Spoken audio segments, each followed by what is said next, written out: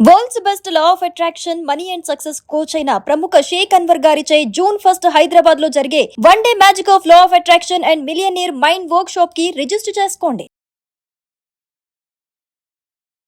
నమస్తే, welcome to Suman TV. నేను మీ anchor సరి. ప్రజెంట్ జూన్ మాసంలో ఏ రాశుల వారికి ఎలా ఉండబోతుందో వీటి గురించి ఇన్ఫర్మేషన్ షేర్ చేసుకోవడానికి మనతో పాటు వేదిక ఆస్ట్రాలజర్ ఉమా గారు ఉన్నారు. వారిని అడిగి తెలుసుకుందాం. నమస్కారం ఉమా గారు. నమస్తే అమ్మా. ముందుగా ఉమా గారు, ద్వాదశ రాశుల వారికి గ్రహ సంచారం ఈ మంత్లో ఎలా ఉండబోతుంది, ఎస్పెషల్లీ జూన్లో? తప్పకుండా అండి. మేజర్గా చూస్తే కనుక మనం మేషరాశిలో అంటే కాలపురుష చక్రంలో మేషరాశిలో శుక్రగ్రహ సంచారం అనేటువంటిది నడుస్తుంది. వృషభంలో జూన్ 15వ తారీఖు వరకు రవిగ్రహ సంచారము, జూన్ 15 తర్వాత రవి మిథునంలోకి సంచారం చేయడం అనేటువంటిది జరుగుతుంది. అయితే బుధగ్రహ సంచారం అనేటువంటిది జూన్ 6వ తారీఖు వరకు వృషభంలో సంచారం చేస్తుంటే జూన్ 6వ తారీఖు దగ్గర నుంచి మిథునంలోకి మారడం జరుగుతుంది. మిథునంలో ఆల్రెడీ జరిగినటువంటి మే 15వ తారీఖునే మారినటువంటి గురుగ్రహ సంచారము ఆల్రెడీ ఉంది. సో మిథునంలోకి రవి, బుధ, గురు అనేటువంటి ప్లానెట్స్ 15వ తారీఖు తర్వాత 3 ప్లానెట్స్ అక్కడ చేరతాయి. అయితే జూన్ 6వ తారీఖు వరకు కుజగ్రహ సంచారం కర్కాటకంలో ఉంటే 6వ తారీఖు తర్వాత నుంచి సింహంలోకి మారడం అనేటువంటిది జరుగుతుంది. సో అక్కడ సింహంలో కుజుడు, కేతు 2 గ్రహాలు సంచారం చేస్తున్నాయి అని చెప్పచ్చు. అయితే కుంభంలో రాహుగ్రహ సంచారం అయితే మీనములో శనైశ్వర సంచారం అనేటువంటిది నడుస్తుంది. ఇది జూన్ మాసానికి సంబంధించినటువంటి గ్రహ సంచారం అమ్మ. ఉమా గారు, కన్యా రాశి వారికి ఈ జూన్ మాసంలో విద్యాపరంగా, ఆరోగ్యపరంగా, సంతానపరంగా, విదేశీ పరంగా ఎలా ఉండబోతుంది? ఎలాంటి పరిహారాలు చేసుకోవాలి? తప్పకుండా అమ్మ. కన్యా రాశి వాళ్ళకి జనరల్గానే అన్ని విషయాల్లోనూ కూడా ప్రస్తుతము మిశ్రమ ఫలితాలు అనేటువంటివి కనబడుతూ ఉన్నాయి. అంటే అన్నీ కూడా సాధారణంగా వీళ్ళకి అన్నీ చాలా బాగున్నాయి అని చెప్పచ్చు. అటు దోషప్రదము కాదు, అలానే యోగప్రదము కూడా కాదు, సామాన్యంగా ఉన్నాయి. మనం స్పెసిఫిక్గా ఆల్రెడీ చెప్పుకున్నటువంటి గ్రహ సంచారాన్ని అనుసరించి ముందుకు వెళ్తే కనుక వీళ్ళకి అద్భుతంగా ఈ యొక్క జూన్ మాసం అంతట్లోనూ 3 గ్రహాలు చాలా బాగా యోగిస్తున్నాయని చెప్పొచ్చండి. అందులోనూ ఎస్పెషల్లీ 6వ స్థానంలో రాహుగ్రహ సంచారము వీళ్ళకి చాలా బాగా కలిసి వచ్చేటువంటిది. ఆర్థిక సమస్యలు ఉన్న వాళ్ళకి, రుణ బాధలతో బాధపడేటువంటి వాళ్ళకి, దీర్ఘకాలిక ఆరోగ్య సమస్యలతో తీవ్రంగా సతమతమగుతున్న వాళ్ళకి ఆ ట్రీట్మెంట్ దొరకకుండా, ఆ క్యూర్ అనేటువంటిది లేకుండా ఆరోగ్యం వేధిస్తున్న వాళ్ళకి ఈ రాహు అనేటువంటి ఆయన చాలా మంచి చేస్తాడు. కాబట్టి రాహు బలం బాగుండడం మూలాన కొంతవరకు మీరు రక్షింపబడ్డారని చెప్పచ్చు. అయితే అష్టమ స్థానంలో శుక్రగ్రహ సంచారం అనేటువంటిది నడుస్తోంది, యోగించబడుతోంది.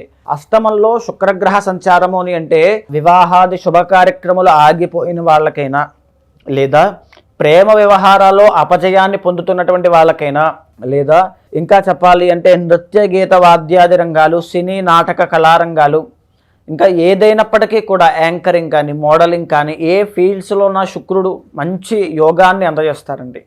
కాబట్టి ఈ శుక్రబలం అనేటువంటిది పెరగడం మూలన ఈ రంగాల్లో వర్క్ చేసే వాళ్ళకి మంచి పురోగతి అనేటువంటిది కనబడుతుంది. దీంతో పాటుగా నూతన వస్త్ర, వాహన, తరువాత అన్నిటికంటే నూతన వస్తు యోగము అనేటువంటిది కూడా కొనుగోలు చేసే అవకాశములు వీళ్ళకి చాలా బాగున్నాయని చెప్పచ్చు. అయితే దీంతో పాటుగా మనం నెగిటివ్ సైడ్ అనేటువంటిది కూడా చూస్తే 12వ స్థానంలో కేతుగ్రహ సంచారం అనేటువంటిది నడుస్తుంది. 12వ స్థానంలో ఉన్నటువంటి కేతువు ఈ కష్టాలు కానీ, ఈ ఆలోచన విధానాన్ని, కొన్నిసార్లు ఏం జరుగుతుందో తెలియనటువంటి ఒక భయాన్ని, ఒక కన్ఫ్యూజన్ని, ధన వ్యయం పట్ల డబ్బులు విపరీతంగా ఖర్చు అవ్వడాన్ని చూడలేక ఒక అసంతృప్తి అనేటువంటి భావనని కలగజేయవచ్చు. సో అది అంతవరకు మాత్రమే దోషప్రదము. అయితే 12వ స్థానంలోనే కుజగ్రహ సంచారం అనేటువంటిది జూన్ 6వ తారీఖు తరువాత నుంచి కుజుడు సింహంలోకి వస్తున్నారు. సో 6వ తారీఖు వరకు కుజుడు బాగున్నారు. శత్రు నాశనం అనేటువంటిది, ఆరోగ్య సమస్యల విషయంలో కాస్త ఉపశమనం కలిగేటువంటిది, భూలాభం కలిగేటువంటిది 6వ తారీఖు వరకు మాత్రమే ఉంది. 6వ తారీఖు తరువాత నుంచి సింహంలోకి వచ్చిన తర్వాత 12వ స్థానం అవ్వడం మూలాన ఎక్కువగా మీ మీద పడి ఏడ్చేటువంటి వాళ్ళు, బంధువుల్లోనే మీ మీద పడి ఏడ్చేటువంటి వాళ్ళు, లేదా ఈ టైంలో ఎస్పెషల్లీ రియల్ ఎస్టేట్ రంగంలో పనిచేసే వాళ్ళు కానీ, కాంపిటేటివ్ ఎగ్జామ్స్లో వ్యవహారం చేసేటువంటి వాళ్ళకి కానీ, క్రీడాకారులకు కానీ అంత శుభ సమయం కాదు అని చెప్పచ్చు. జూన్ 6వ తారీఖు దాటిన తర్వాత నుంచి కొద్దిగా జాగ్రత్తగా, బాధ్యతగా, ఎఫర్ట్స్ అనేటువంటివి ఎక్కువగా పెట్టి చాలా జాగ్రత్తగా వ్యవహారం చేయాలి. అయితే 7వ స్థానంలో శనైశ్వర సంచారం అనేటువంటిది మంచి చేస్తుంది, ఇబ్బంది ఏమీ లేదు. కానీ మిశ్రమ ఫలితాలు ఉంటాయి. ఎలాగా అంటే ఉమ్మడి వ్యాపారం చేసేటువంటి వాళ్ళు, అసలు వ్యాపార రంగంలో ఉండేటువంటి వాళ్ళు, లేదా 7వ స్థానంలో శనైశ్వర సంచారం అంటే భార్యాభర్తల మధ్యలో చిన్న చిన్న తగువులకి, ఆ తెలియనటువంటి ఒక కీచులాటకి, కలహానికి దారితీసే అవకాశం ఎక్కువగా ఉంటుంది. అది మిశ్రమ ఫలితము, పెద్దగా దోషప్రదమేమీ కాదు, అది కూడా నెగ్లిజిబుల్ అని చెప్పొచ్చు. కానీ ఈ విషయంలో మాత్రం జాగ్రత్త అవసరము. అయితే 9వ స్థానంలో రవిగ్రహ సంచారము, డబ్బు బయటికి ఇచ్చేటప్పుడు, పెట్టుబడి పెట్టేటప్పుడు, ఉద్యోగ అవకాశం కోసం ప్రయత్నం చేసేటప్పుడు మీ ఆలోచన కానీ ప్రయత్నం కానీ చాలా అత్యున్నతంగా ఉండాలి. చాలా తెలివితేటలతో వ్యవహారం చేయాలి, లేకపోతే మోసపోయే అవకాశములు చాలా ఎక్కువగా ఉంటాయి. ఈ మాట బాగా గుర్తుపెట్టుకోండి. డబ్బు విషయంలో తండ్రి యొక్క ఆరోగ్యం చక్కగా చూసుకోండి. తండ్రి అనేటువంటి అంశం మీద కొంచెం ఇబ్బంది కలిగే అవకాశం ఉంది.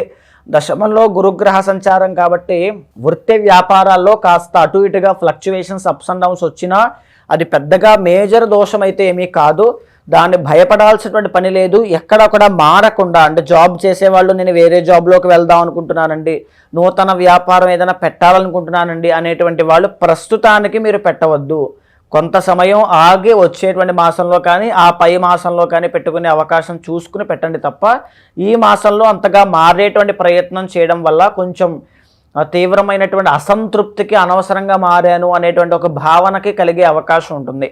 ఓవరాల్గా ఇక్కడ మీకు శని అనేటువంటి అయినా, గురువు అనేటువంటి అయినా అంతగా యోగించడం లేదు. దీని మూలాన మీరేం చేయాలి?